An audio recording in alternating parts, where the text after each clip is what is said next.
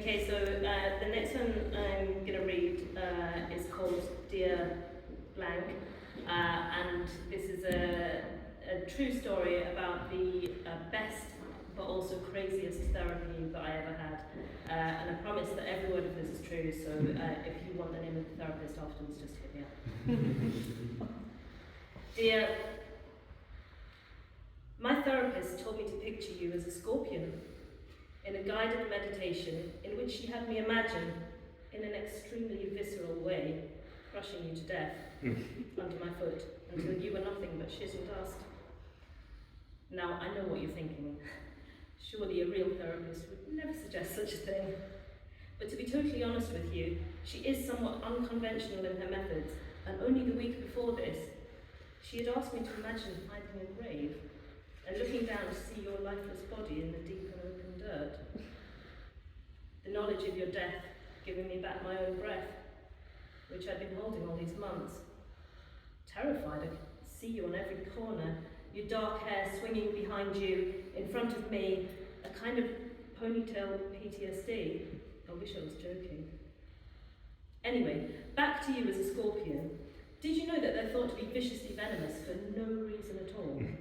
Have you heard that fable about the frog and the scorpion, where the scorpion agrees not to sting the frog but does anyway, and as they're both dying, the frog asks why, and the scorpion says, "It's in my nature"? Well, I don't believe that shit. I don't believe you were born like that, to sting for the sake of it, for the sheer joy of causing pain.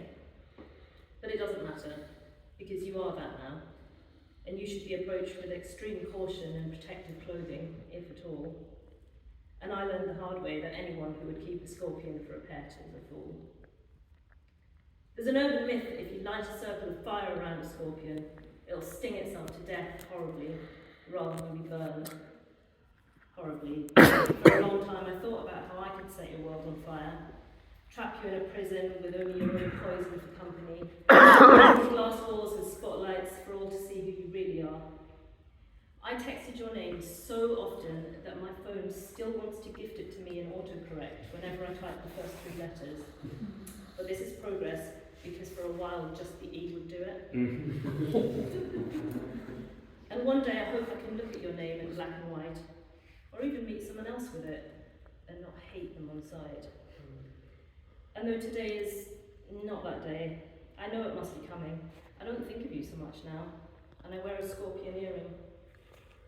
Not every day, but on the mornings when I wake up shaking, or when the offence of an injustice is simply overwhelming.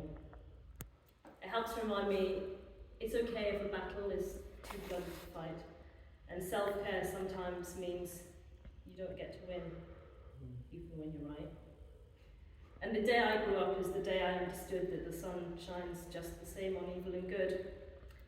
Ah, Scorpion, despite all I learned about you, it's not in my nature to claim you have no path to salvation, but it does bring me comfort to know that at any moment, any enemy can be crushed, if only in imagination.